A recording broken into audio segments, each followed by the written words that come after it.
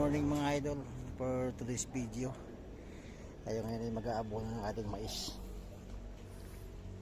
Ito ang ating mais. Yan.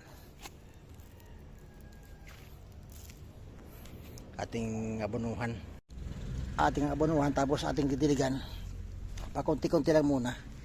Ito pala gamit ko abono ay urea.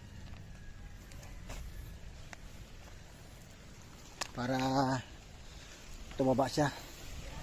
Medyo payat eh. Yan. Tapos ating dididigan mamaya.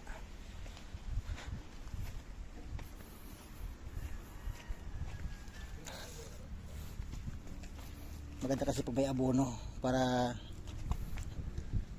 mataba, para di tao to eh.